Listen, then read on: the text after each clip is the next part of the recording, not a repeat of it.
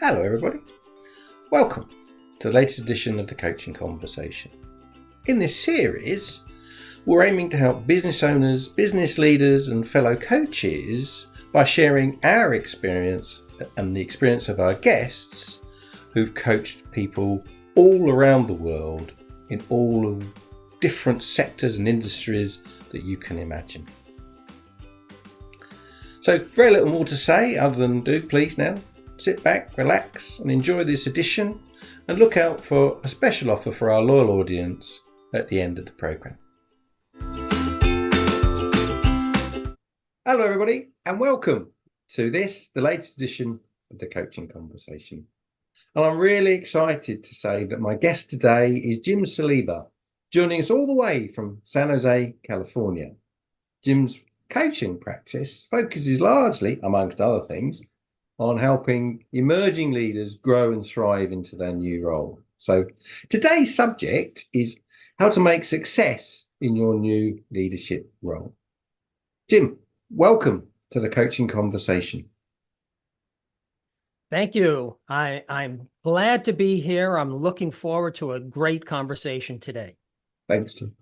Jim, for the audience, please fill in the gaps about your background and how you find yourself doing exactly what you do now as a coach.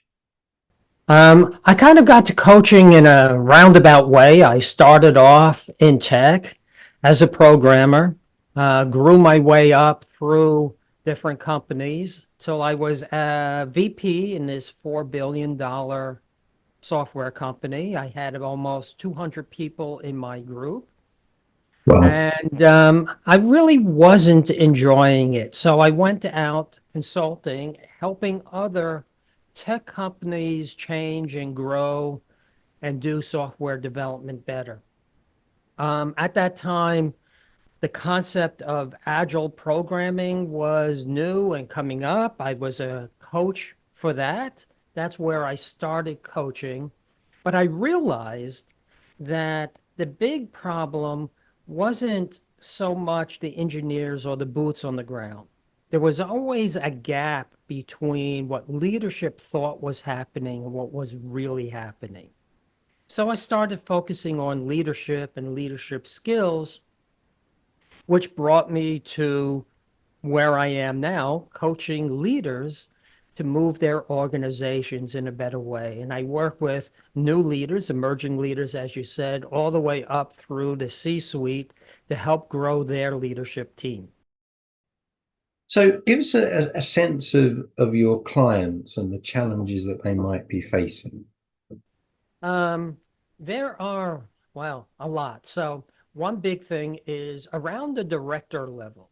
My favorite part within an organization seems to be a stumbling block for so many people. We move people up, promote them based on their technical skills, what they're able to do in tech or whatever. But as they start moving up, what they really need is leadership skills, what I call core skills. And I'm surprised HR's departments still call them soft skills. It's really the core skills any leader needs to move a business or an organization. It's interesting, isn't it? I mean, emotional intelligence is often undervalued, and really, for many people, but with responsibility for influencing and managing people, it is the core competence, almost an entry-level ticket to be able to do the thing you're responsible for. But to be able to manage others requires a huge amount of ability and insight and empathy. It's really, really interesting point.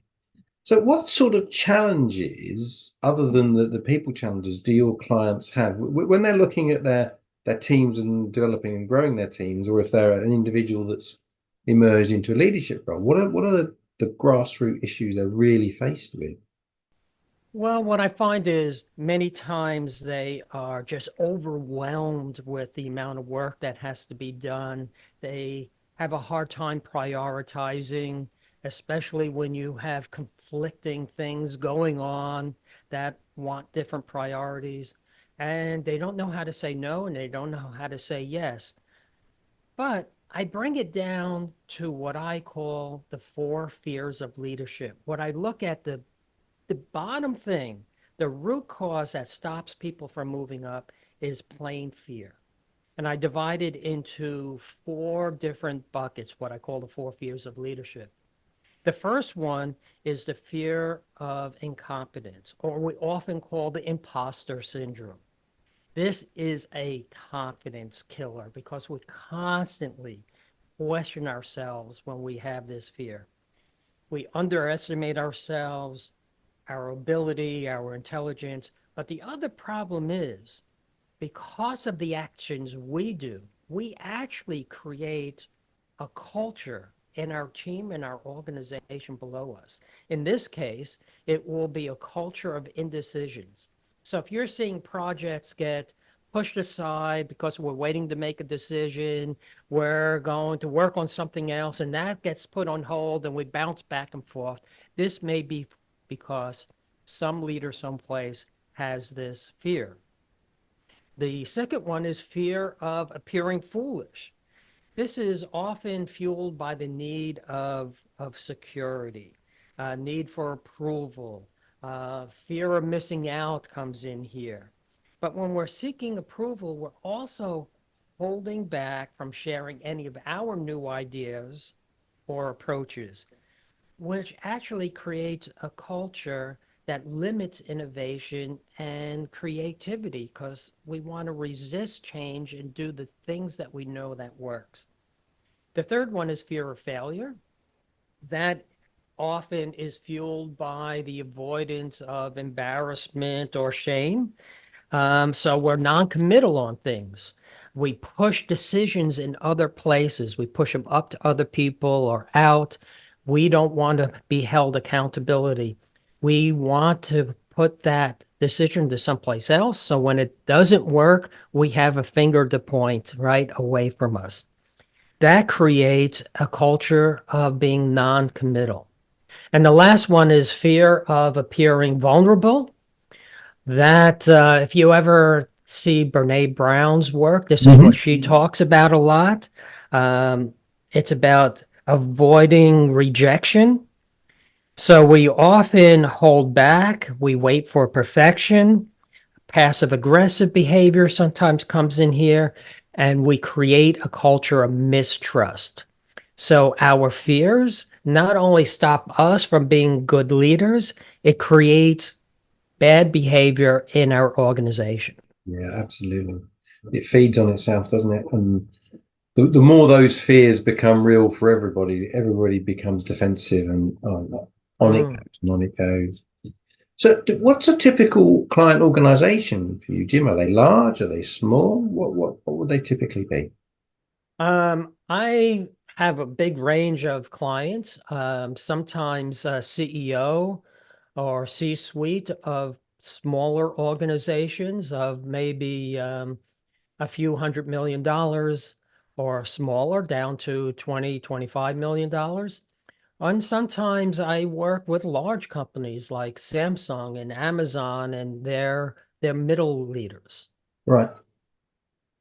So, when you look at these different clients, all of those in that range that you've got, is there an obvious successful culture that you can see straight away that you recognize? And what would that what attributes would you Mm. find in a successful culture? Well, there is no one single successful culture.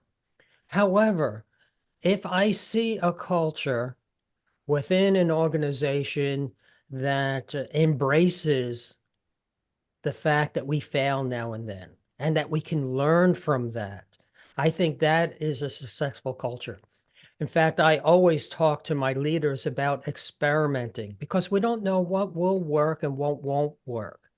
Something might work for company A, but it won't work for company B. It has a lot to do with the people that are there. So you need to try things out. I say experiment like a fifth grader. When Yeah. I was in fifth grade, there was the science fair thing that we did with a poster board, and you had to have a hypothesis on top. The experiment we ran, and did we prove or disprove that hypothesis? We should be working that way. I know a lot of people try, quote unquote, try things, but they don't formalize it into what am I actually trying? What do I really expect from it? Is there a timeline that I make a decision? When we put it together in an experiment, we really formalize it in this way. And we can say, okay, it worked. We Yeah. can now do the next thing. Or it didn't work. What should we try next? It's very interesting, isn't it? I mean, I meet a lot of clients who are frightened of failure, and they absolutely put a lid effectively on anybody making a mistake or anybody doing anything wrong, and they in my opinion, overreact to Mhm. those sorts of situations. And it does, it literally, I think, anyway, what I see is it stifles the organization's natural abilities and it stifles the individual's chances of growing. And there are certain phrases, aren't there? Failure is part of success and so on, but you don't learn if you don't make mistakes, do you? You just keep repeating the same stuff. Right. That's that fear of failure coming in, perfectionism coming in. It didn't work. So next time we just tighten it down even more and give people even less Yeah. room to work in, right? And where's the job satisfaction in that? Where's the fun in that? Yeah, absolutely. When I was getting to know you, Jim, and researching it, there's a triple E structure that you talk about. Could you give us a bit more insight to the triple Oh, E structure? yeah. So um, I wanted to formalize how I work with my clients. So I came up with this structure where we go through three phases. And in each phase, there's two steps. And that's the basis of my book that I call the six-step leadership challenge. But in the first part, we're emerging. What is it that we are right now? What's going on? What's our baseline? What's my strengths? What are my weaknesses? What's going on with my team? What's going on right now? Lifting my head above the day-to-day weeds that keep me so busy that I can't see what's right and wrong. That's emerge. Well, once we pass that, it now looking to the future.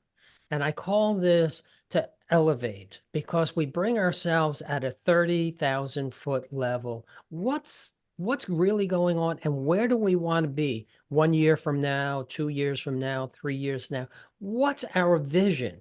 And that vision could be for ourselves personally, where I want to be, what I want to be doing, or what I want my group to be, or my group or my product. What is that vision for the future? I call it a postcard from the future. If you were 1 year from today and you made these changes, what would you tell yourself? If you wrote a postcard, what would you be telling yourself to do? Yeah, Right? fantastic. So, Love it. Yeah, postcard from the future. Love it. postcard from the future. So it's about now understanding that and putting a strategy together for that. And the last one is to really accelerate. It is to excel, to now put this vision into action. I have a 30, 60, 90-day plan format divided into four swim lanes of what I call my four quadrants of leadership that we can build activities and experiments each month in each of those swim lanes. And that's how my whole structure comes together. So the three E's are emerge, elevate, and excel. Yes. And as a coach, you're working with your clients. And how long would a typical program work with you an emerging leader? How long would it take?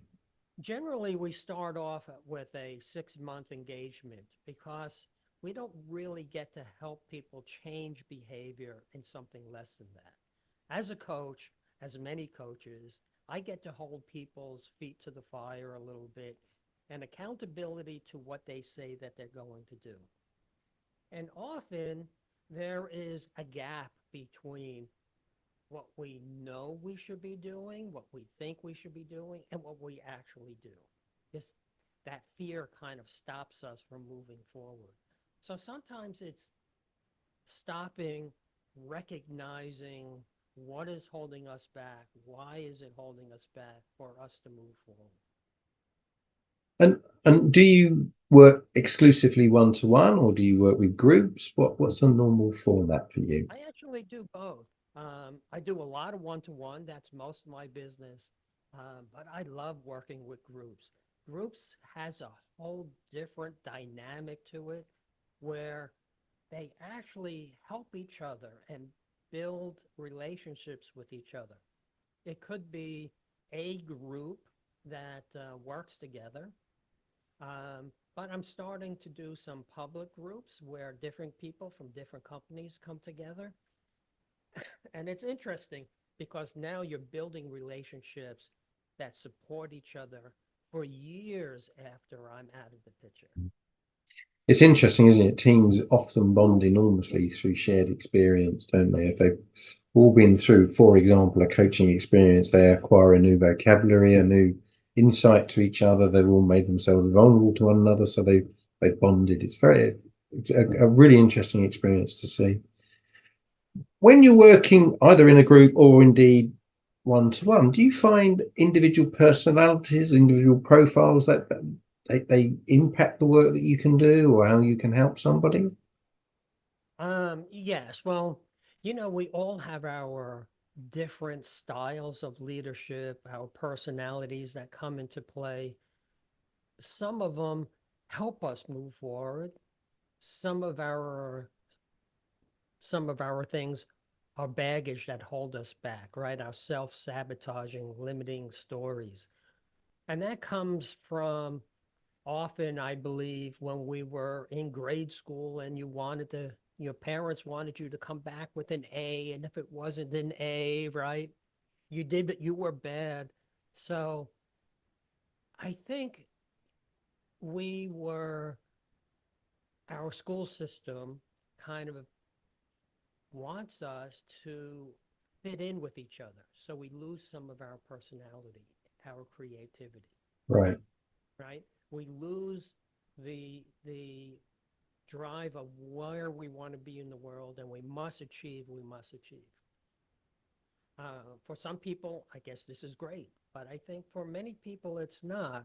So those personalities come up when we start coaching and we start digging into them and understanding why we are where we are. That's emerge, right? Yeah, Understanding, yeah, yeah. right? And where do we want to go?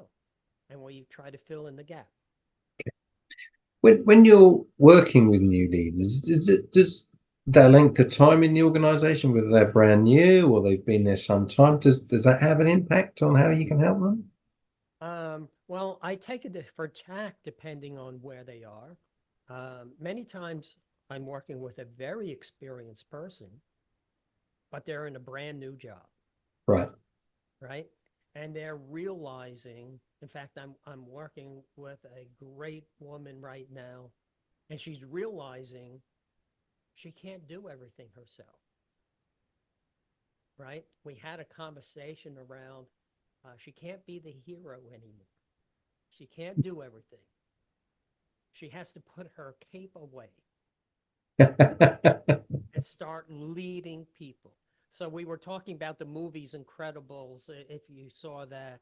And the Yeah. woman that makes the costumes, she says, "No cape, no cape."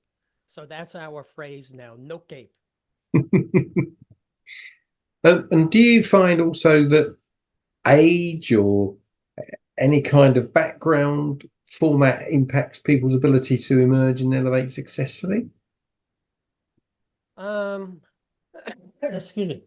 Most of the people we talk to or that I talk to are basically in their 30s and 40s. That's where they are in a place where they're moving up in their leadership and are kind of feeling things out, trying new things, and wanting to understand how to move forward. And I think we are in an age where people who are coming up want to have mentors. People want to have people to help them out. They're willing to go for help.